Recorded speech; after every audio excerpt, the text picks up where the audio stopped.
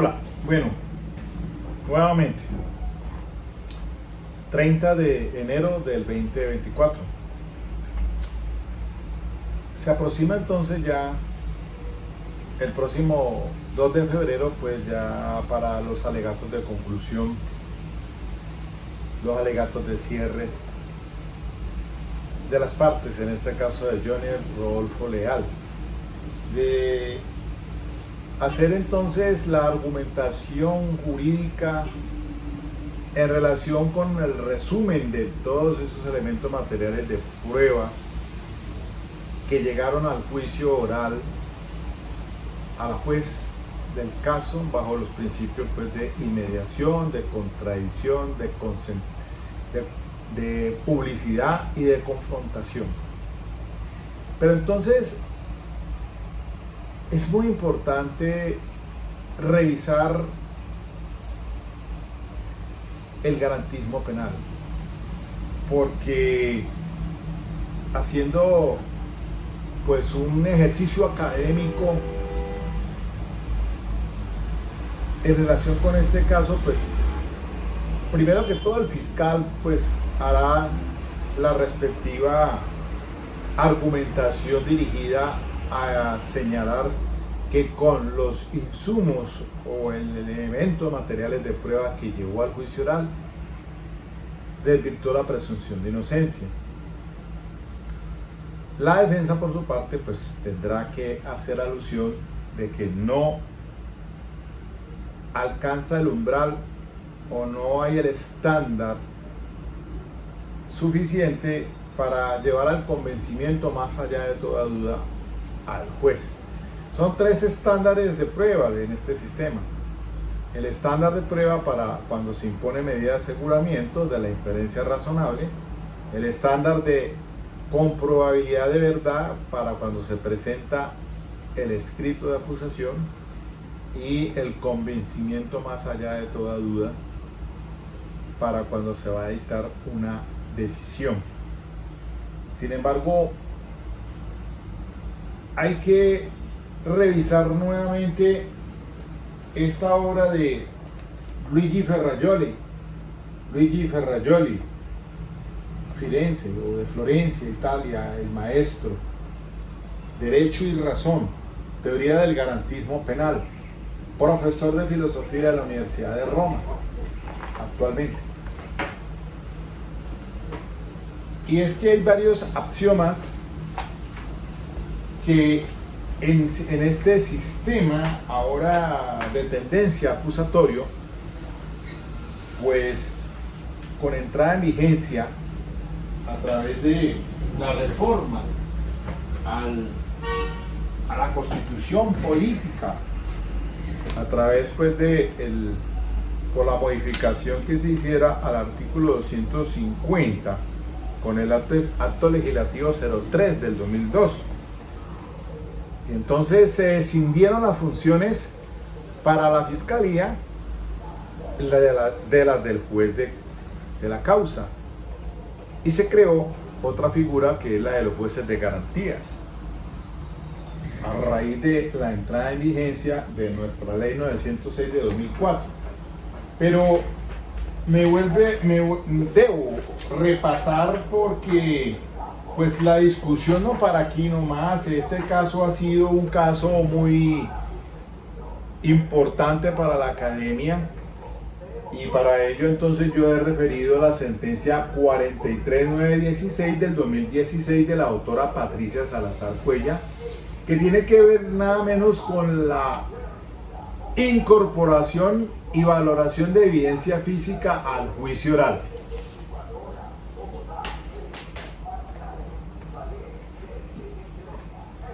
Y los encuentro en la página 93 de esta obra de Luigi Ferrajoli, que dice 10 axiomas del garantismo penal. El sistema garantista SG, llamado garantista cognitivo o de estricta legalidad al sistema penal SG, que incluye todos los términos de nuestra serie: Se trata de un modelo límite solo tendencial y nunca perfectamente satisfacible. Su axiomatización resulta de la adopción de 10 axiomas o principios axiológicos fundamentales no derivables entre sí, que expresaré siguiendo una tradición escolástica con otras tantas máximas latinas. Primero, nulla pena sine crimine. Segundo, A2, nullum crimen sine lege. La primera, nulla pena sin crimen. Nulo es el crimen sin ley. Tercero, nulla lex sine necessitate. Nula es la ley penal si no hay una necesidad. 4. Nulla necessitas sine iniuria. Nula, no hay necesidad si no hay daño. Nulla iniuria sin azione. Eso significa pues que no hay antijuricidad sin una acción, no hay daño si no hay una acción. Nulla actio sine culpa, no hay una acción si no hay culpa. Nulla culpa sine iudicio, eso significa que no hay culpa sin un juicio. Nullum indicium sine accusatione, nulo es el indicio sin la acusación. Nulla accusatio sine probatione, nulla es la acusación si no se prueba. Y nulla probatio sine defensione. Mire, aquí me voy a ubicar en esta. Nulla probatio sine defensione. Nulla es la prueba sin defensa. Y entonces me lleva pues a revisar el tema del juicio como tal. Los juicios según pues lo trae aquí en esta obra de Luigi Ferraioli.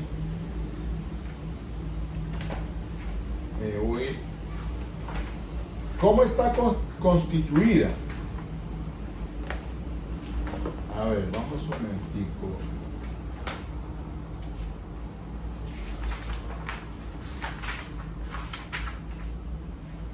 La separación de juez y acusación. Bueno, esa es una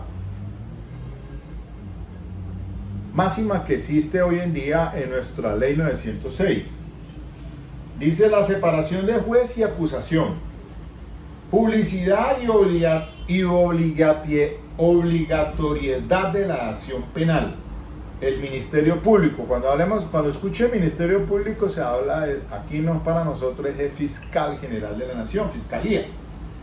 La separación de juez y acusación es el más importante de todos los elementos constitutivos del modelo teórico acusatorio, como presupuesto estructural y lógico de todos los demás. Esta separación requerida por nuestro axioma A8, nullum iudicium sin acusación, nulo el juicio sin acusación. Nulo iudicium es nulo el juicio sin acusación, perdón. No nulo indicio, sino nulo es el juicio sin acusación. Es la base de las garantías orgánicas estipuladas en nuestro modelo teórico SG. Comporta no solo la diferenciación entre los sujetos que desarrollan funciones de enjuiciamiento y los que tienen atribuidas las de postulación, con la consiguiente calidad de espectadores pasivos y desinteresados, reservada a los primeros como consecuencia de la prohibición ne procedat iudes es oficio, sino también y sobre todo el papel de parte en posición de paridad con la defensa, asignado al órgano de la acusación, con la consiguiente falta de poder alguno sobre la persona del imputado.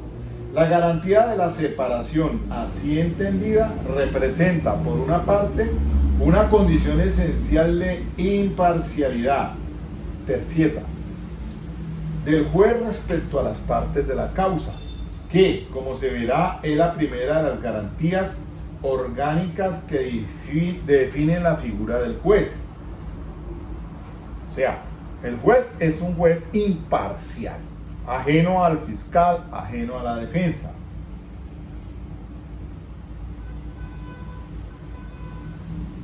Precisamente se puede llamar acusatorio a todo sistema procesal que concibe al juez como un sujeto pasivo rígidamente separado de las partes y al juicio como una contienda entre iguales.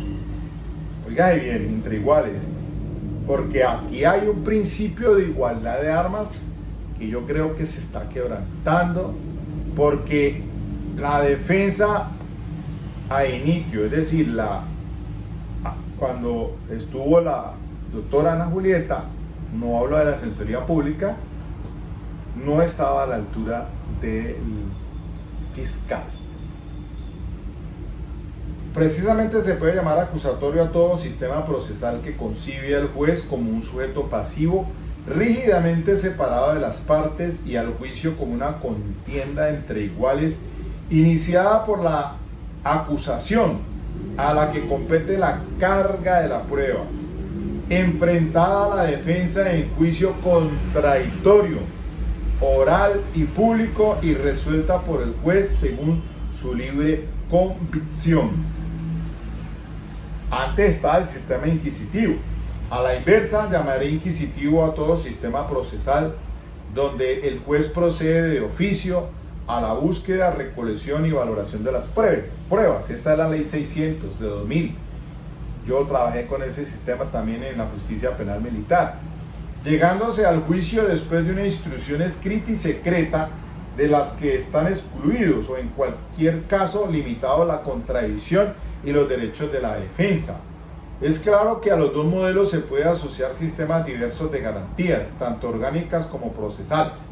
Si el sistema acusatorio favorece modelos de juez popular y procedimientos que valorizan el juicio contradictorio como método de investigación de la verdad, el sistema inquisitivo tiende a privilegiar estructuras judiciales burocratizadas y procedimientos fundados en poderes de instrucción del juez, acaso compensado por vínculos de pruebas legales y por pluralidad de grados en el enjuiciamiento. Y eso pasó fue con la justicia esa sin rostro que existiera cuando estaba el problema de los narcos.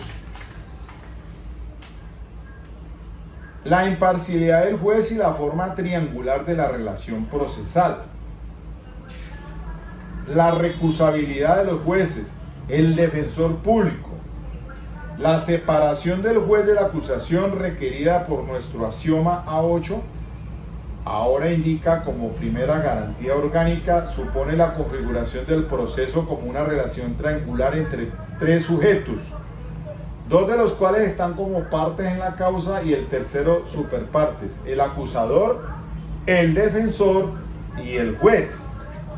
Y allí que entonces, en este caso, por ejemplo, el representante de víctimas no es parte, es un interviniente especial. El Ministerio Público igualmente. O sea, hay un tripartito aquí que es juez, acusador, que es el fiscal, y defensa. Por esa razón, en este juicio que ustedes han visto acá, la intervención del representante de víctima ha sido restringida. Y pasó eso el pasado 25 de enero con ese testigo José Jair, el conductor, quiso expresar algo allí el representante de víctimas, pero la juez le advirtió que el canal de comunicación directo era con el fiscal, porque la voz del representante de víctimas en el juicio es el fiscal. Él no puede interrogar ni contrainterrogar el representante de víctimas. Y vamos más allá entonces, miren que estos temas tan importantes son conceptos epistemológicos que sirven para las respectivas evaluaciones al momento que venga ahora a surtirse el alegato final. Aquí quiero ser como el abogado del diablo, es decir, yo aquí pues no quiero tomar partido ni por el uno ni por el otro, ni por el fiscal, ni por la defensa. Simplemente estoy haciendo un pensamiento que tengo en relación con con estos conceptos epistemológicos de que trata Luigi Ferrajoli en Derecho y Razón, teoría del garantismo penal, que esto es cultura jurídica obligante en nuestro país. Aquí hay unas, me voy a adelantar un poco. ¿Cómo juzgar las garantías procesales? Página 603. El proceso como garantía de verdad y de libertad. La formulación de la acusación y el interrogatorio del imputado.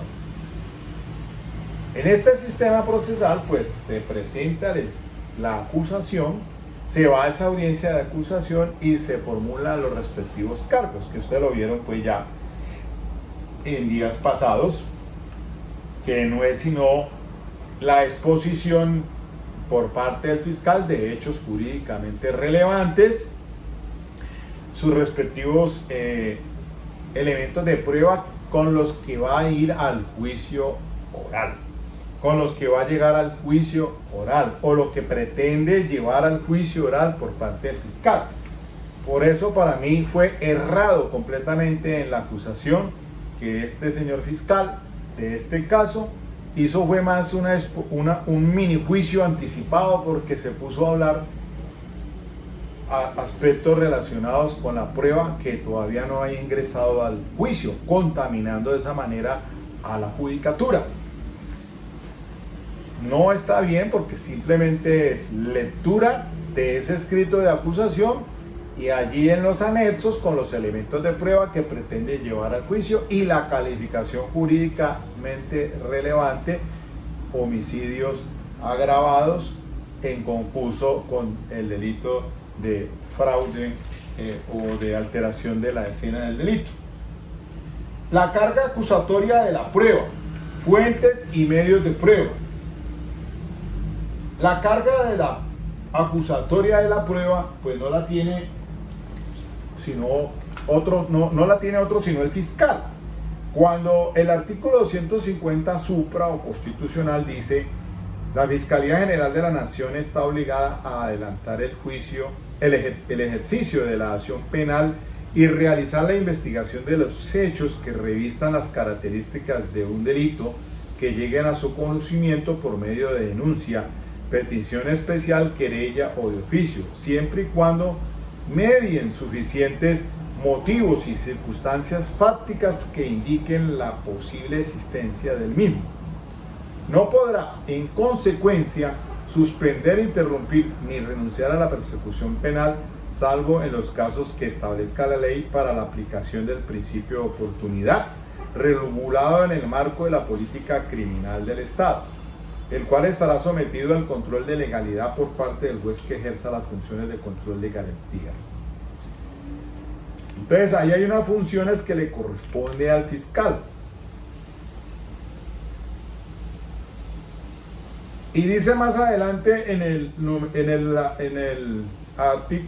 numeral noveno, del artículo 250, numeral noveno, que el fiscal, en el evento de presentar escrito de acusación, el fiscal general o sus delegados deberán suministrar por conducto del juez de conocimiento todos los elementos probatorios e informaciones de que tenga noticia, incluidos los que le sean favorables al procesado. Esa es una carga que le corresponde entonces al ente acusador. La carga acusatoria de la prueba, fuentes y medios de prueba, página 610 de esta obra de Luigi Ferrajoli. Fuentes y medios de prueba. Las diferencias entre sistema inquisitivo y sistema acusatorio que se manifiestan en el interrogatorio del imputado no son más que un reflejo de la alternativa epistemológica entre las dos concepciones opuestas de la verdad procesal que caracterizan a los dos sistemas y que condicionan en general los medios de prueba. De aquí el corolario de la carga acusatoria de la prueba expresado por nuestro axioma A9: nulla accusazione sine probazione. Nula es la acusación si no se prueba.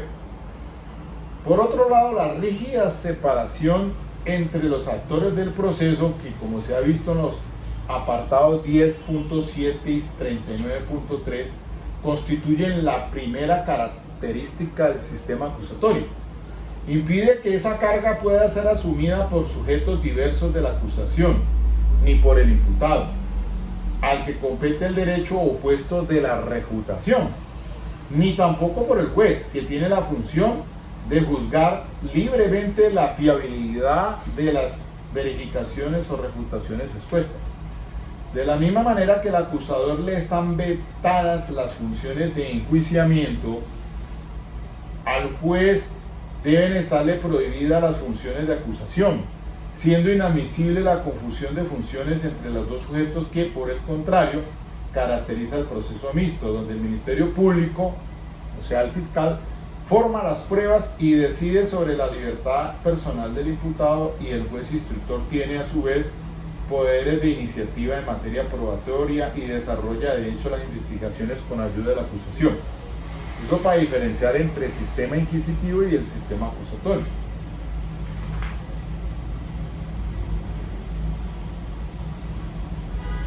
El derecho de defensa y el contradictorio. Aquí voy entrando en una materia extremadamente importante. El desplazamiento de la carga de la prueba sobre la acusación comporta, lógicamente, esto lo dice en la página 613, el derecho de defensa para el imputado expresado en el axioma A10, nulla probatio sine defensione. Nula es la prueba sin defensa. Esta última garantía es la transposición jurídica de la que en el apartado 18 he identificado como la principal condición epistemológica de la prueba: la refutabilidad de la hipótesis acusatoria experimentada por el poder de refutarla de la contraparte interesada, de modo que no es atendible ninguna prueba sin que se haya activado infructuosamente todas las posibles refutaciones y contrapruebas. Aquí brilló por su ausencia realmente desde la preparatoria por parte de la judicatura. En algunas, el petitum que hiciera la defensa otrora, el mismo tribunal, y pues se le sesgó, digamos así, realmente presentar pruebas o contrapruebas, mejor dicho. La defensa, que tendencialmente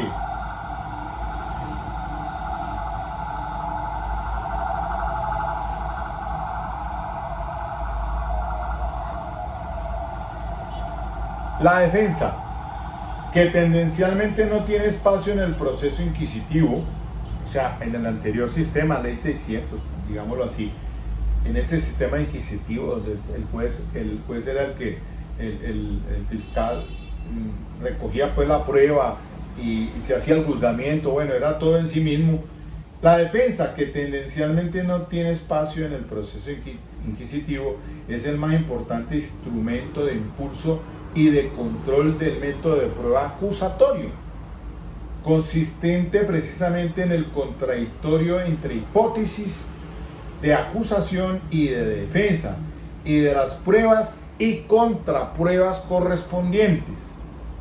La epistemología falsacionista que está en la base de este método no permite juicios potestativos, sino que requiere, como tutela de la presunción de inocencia, un procedimiento de investigación basado en el conflicto, aunque sea regulado y ritualizado entre partes contrapuestas.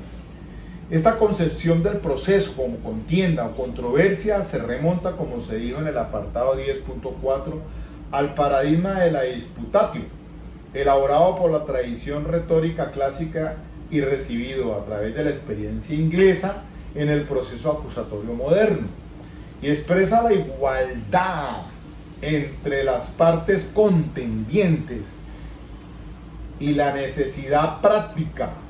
Es que la igualdad de armas no solamente está ceñida a que se presenten contrapruebas, sino también a la calidad y condición profesional de la defensa.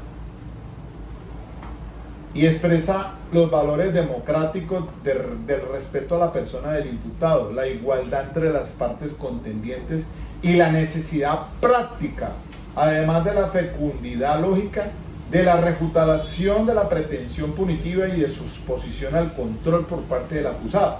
Es obvio que el presupuesto epistemológico de la defensa, como el resto de la prueba, es la tasatividad y materialidad del tipo penal. Las hipótesis acusatorias, como se ha demostrado ampliamente en los capítulos precedentes, deben consistir en aserciones empíricas que afirmen la comisión de un hecho exactamente denotado por la ley, puesto que las aserciones de significado indeterminado y menos aún los juicios de valor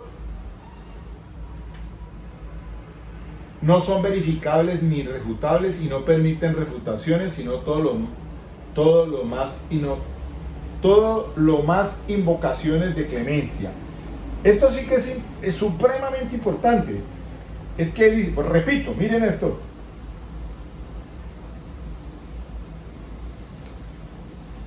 Dice, las hipótesis acusatorias, como se ha demostrado ampliamente en los capítulos precedentes, deben consistir en aserciones empíricas que afirmen la comisión de un hecho exactamente denotado por la ley.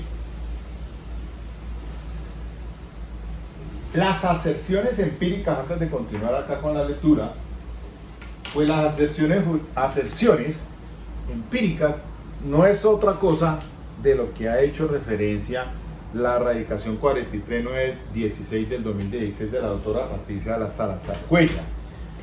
Como estamos en un caso donde no se alude a los medios de prueba señalados en el 382, medios de conocimiento, cuando dice son medios de conocimiento la prueba testimonial, la prueba pericial, la prueba documental, la prueba de inspección, los elementos materiales probatorios, evidencia física, voy a subrayarlo aquí, evidencia física o cualquier otro medio técnico científico. Pues precisamente esta sentencia 43916 nos indica es sobre la evidencia física. Evidencia física, su incorporación, incorporarla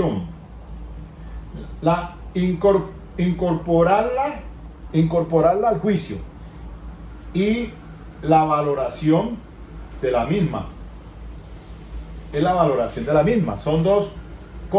Este es el tema que trabajó esa sentencia de la Corte Suprema de Justicia. ¿Y qué quiere decir con ello? Que lo que pasa es que la Corte, mire, cuando estamos ante un caso de esto, porque no hay testigos que digan que Johnny Rodolfo Leal mató a la mamá y mató a su hermano.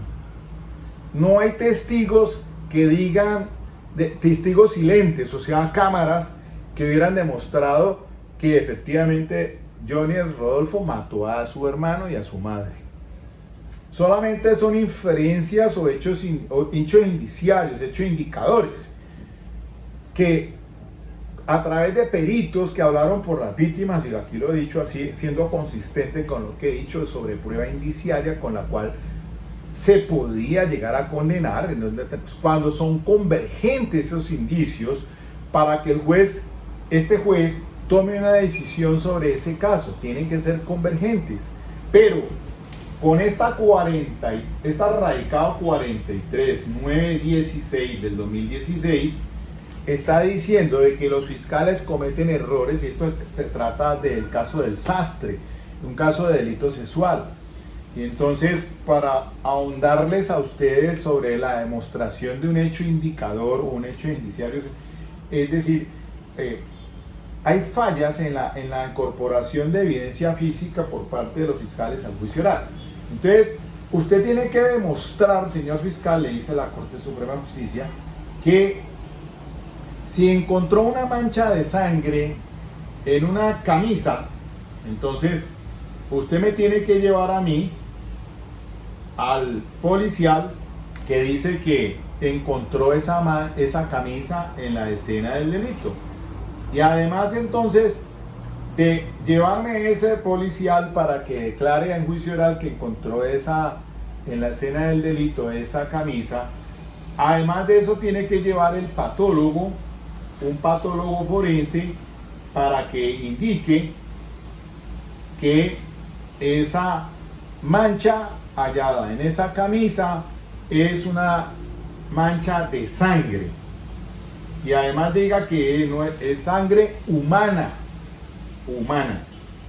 y además entonces tiene que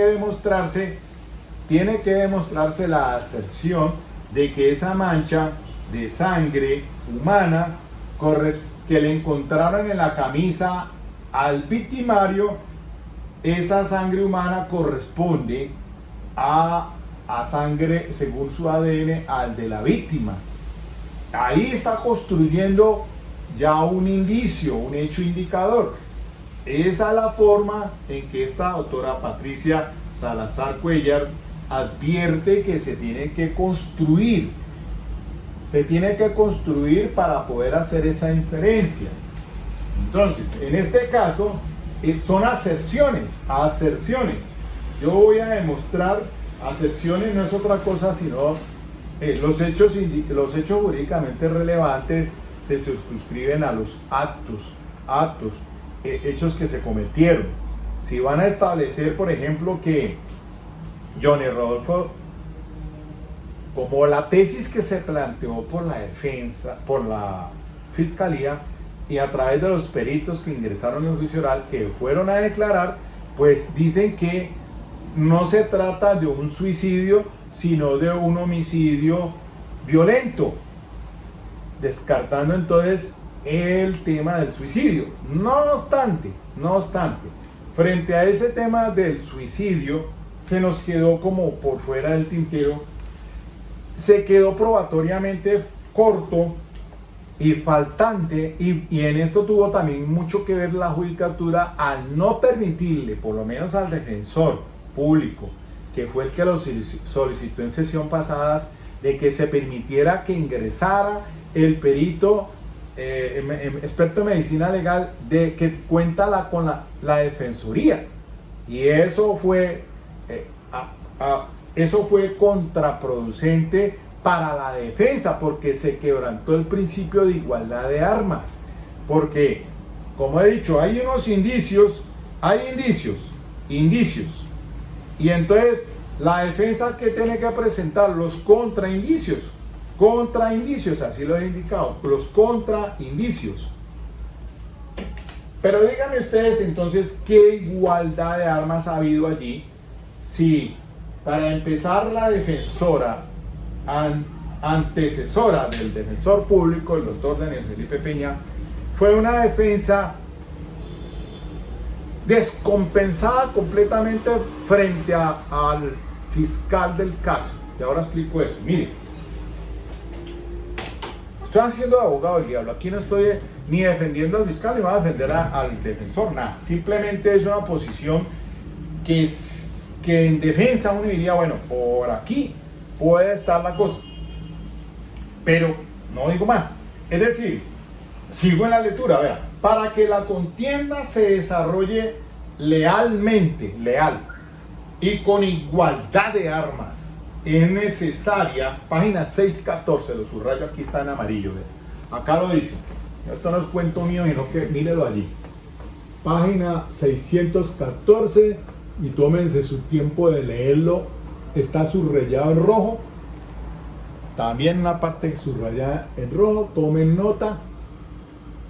¿Qué dice? Leo otra vez. Para que la contienda se desarrolle lealmente y con igualdad de armas, es necesaria, por otro lado, la perfecta igualdad de las partes. En primer lugar, que la defensa esté dotada de la misma capacidad y de los mismos poderes que la acusación. ¿Ustedes creen que la defensa ha estado en la misma capacidad y con los mismos poderes de la acusación? Para nada. En segundo lugar, que se admita su papel contradictor en todo momento y grado del procedimiento y en relación con cualquier acto probatorio de los experimentos judiciales y las pericias al interrogatorio del imputado, desde los reconocimientos hasta las declaraciones testificales y los careos.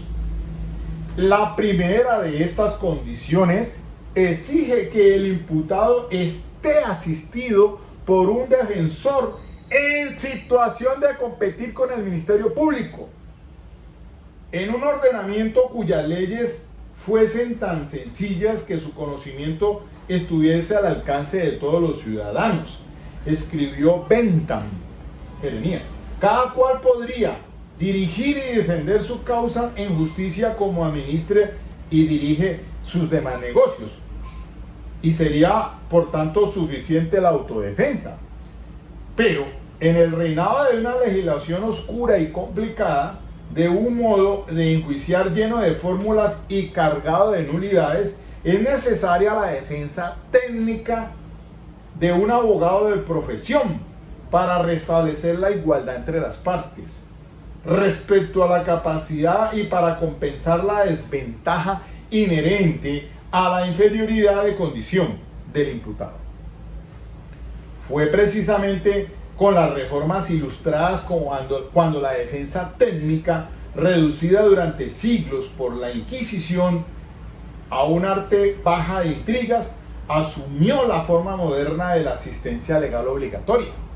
Naturalmente, defensa técnica obligatoria no quiere decir que la asistencia de un abogado dotado de capacidad profesional sea una obligación para el imputado, sino que es un derecho al que puede renunciar libremente, sin perjuicio de la obligación del Estado de asegurarle gratuitamente si aquel no dispone de medios para beneficiarse de ella.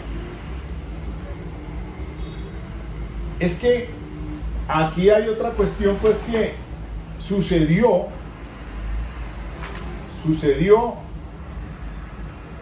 por allá otrora en este juicio, cuando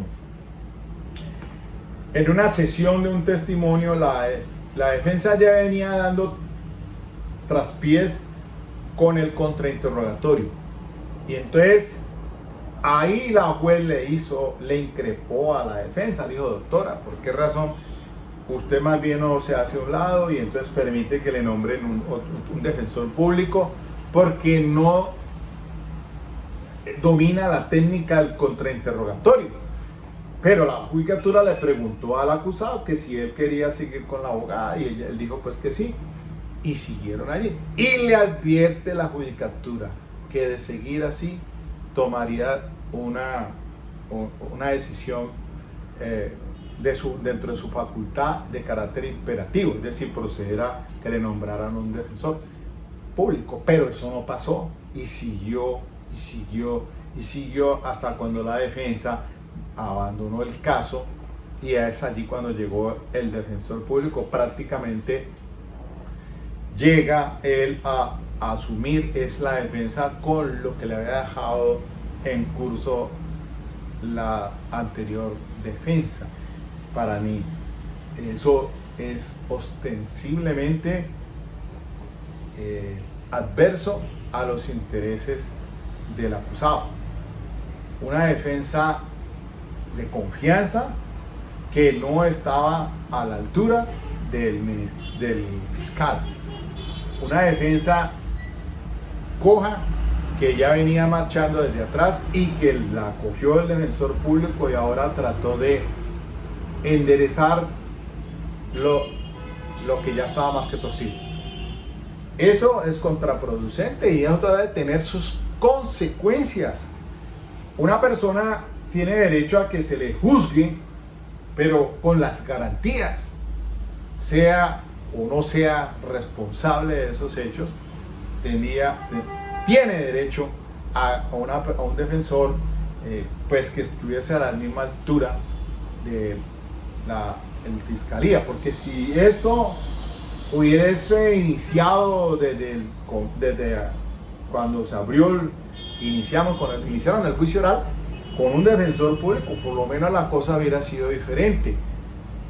Para tratar todo esto del contrainterrogatorio, que miren ustedes las fallas enormes que existen actualmente en esos. Si no se conoce esa técnica, se caen en errores protuberantes. Bueno, yo ahí tengo que hacer énfasis en eso. Y mire, siguiendo acá, la otra garantía, página 616 de Luigi Ferrajoli, la publicidad y la oralidad, la media oralidad y la media publicidad del proceso en dos fases, la publicidad y la oralidad del juicio, la legalidad o ritualidad de los procedimientos y la motivación de las decisiones. Que eso es lo que vendrá ahora, ¿no? El rito y el método legal de formación de las pruebas. Esto en la página 621. Dice Luigi Ferrajoli que la tercera garantía procesal de segundo grado, apta para garantizar la satisfacción y el control de todas las demás, es el desarrollo de las actividades judiciales y sobre todo de las probatorias, según formas y procedimientos predeterminados por la ley. Es claro que no quedaría asegurada la actuación de ninguna de las garantías procesales si no estuvieran prescritas y sancionadas sus modalidades. Y esto sí que es causal de casación, recurso extraordinario de casación, frente a la manera como se incorporan irregularmente por parte de los fiscales a juicio oral ciertas evidencias o elementos materiales de prueba que tienen una ritualidad especial, pero que se les pasa y que la meten allí. El conjunto de estas modalidades y formalidades que conforman el rito fue instituido, como dice Carrara, para frenar al juez. Y la sanción natural de todos los preceptos que constituyen el procedimiento es la nulidad del acto que la viole. Un código de procedimiento que prescribiera ciertas formas sin decretar la anulación de los hechos con que a ella se contraviniere sería una mistificación maliciosa por medio de la cual se pretendería hacerle creer al pueblo que se provee a la protección de las personas honradas, en tanto que a nadie se protege. Por ello, la observancia del rito no es solo una garantía de justicia, sino también una condición necesaria de la confianza de los ciudadanos en la justicia. Las formas procesales de mayor relevancia son obviamente las que condicionan la validez del método legal de su formación. Estas impiden, entre otras cosas, que puedan tener relevancia la ciencia privada del juez a los fines de convicción de culpabilidad que deben producirse secundum acta et probata, a diferencia de la convicción de inocencia que, por la estructura lógica de la prueba analizada en el apartado 10.7, es posible con independencia de cualquier prueba. Es útil precisar que la legalidad del método de formación de las pruebas, aunque sea un condicionamiento jurídico normativo de la verdad procesal y por consiguiente, como se dijo en el apartado 4.4, un factor de divergencia del modelo ideal de la correspondencia, no tiene nada que ver con la legalidad de su valoración que caracteriza el sistema de pruebas legales. La motivación, verdad y validez en el proceso. La última garantía procesal del segundo grado, que tiene el valor de una garantía de cierre del sistema ESG, es la obligación de la motivación de las decisiones judiciales.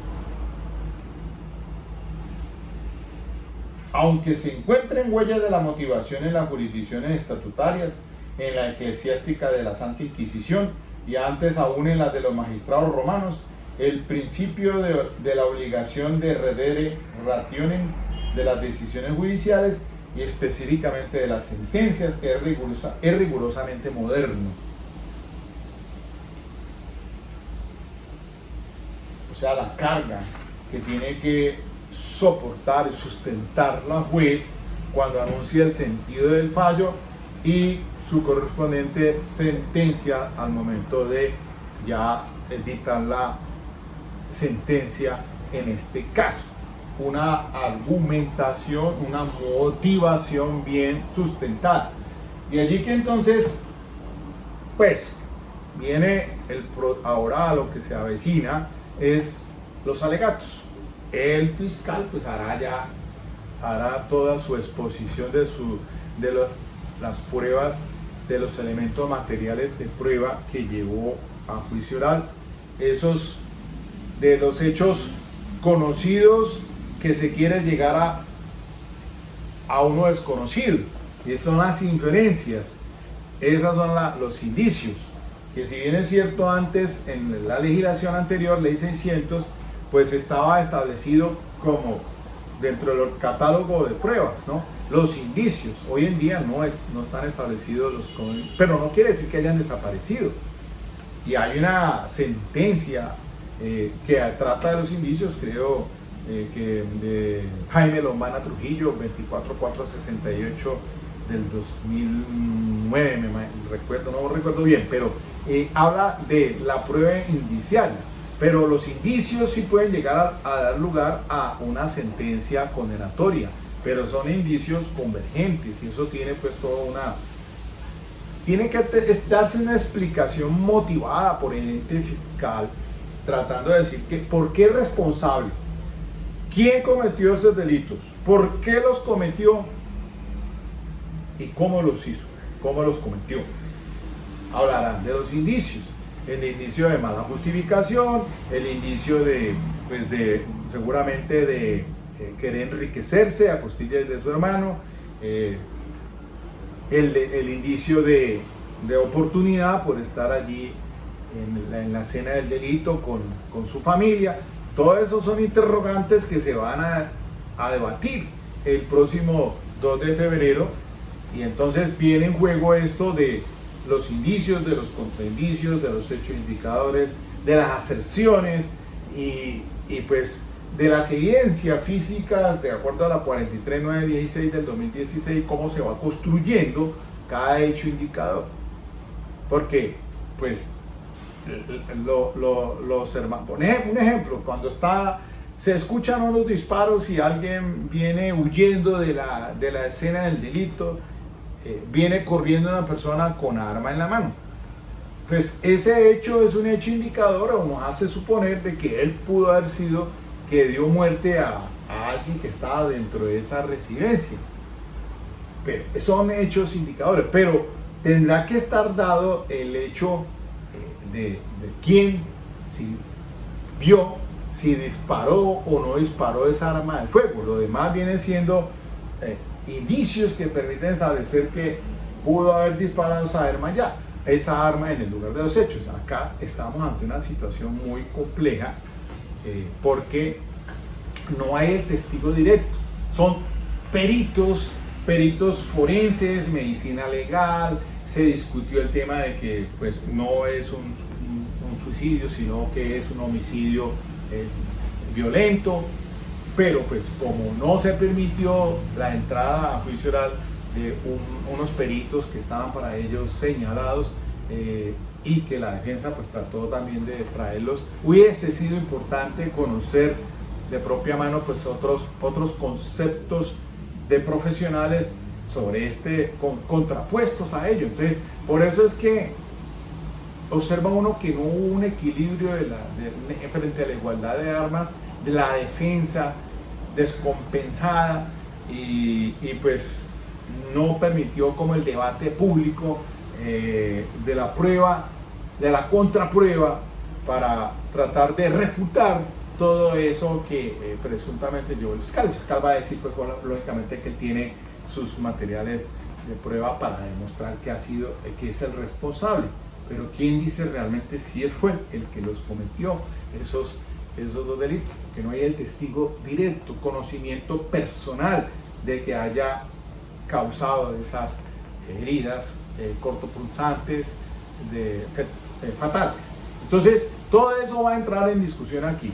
Recuerden que pues mi posición es una posición académica, yo simplemente traigo en la colación algo del procedimiento del procesal penal para estos sistema que ahora nos rige, el sistema de tendencia acusatorio y pues solamente es crear conciencia académica para que se generen los debates y pues hombre, cuando se va a dictar una sentencia condenatoria contra una persona de 60 años, pues debe estar plenamente convencido el juez, debe estar derruida completamente, debe estar plenamente despejada su duda con ese, como lo señala la norma, como lo dice pues el principio rector,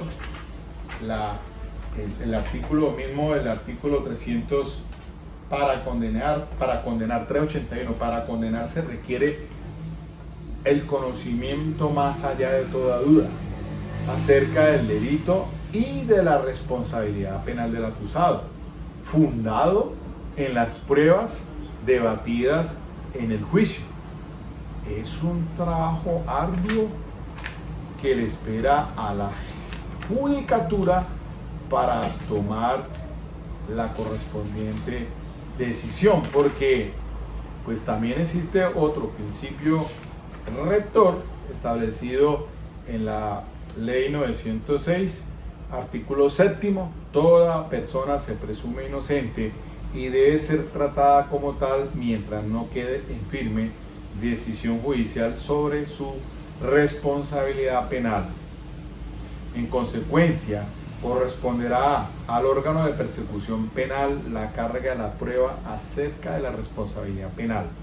La duda que se presente se resolverá a favor del procesado. En ningún caso podrá invertirse esta carga probatoria. Para proferir sentencia condenatoria deberá existir convencimiento de la responsabilidad penal del acusado más allá de toda duda. Los espero en la próxima sesión para el 2 de febrero en desarrollo de lo que ya se va a decidir en este caso de Johnny Rodolfo Leal. Ok, chao.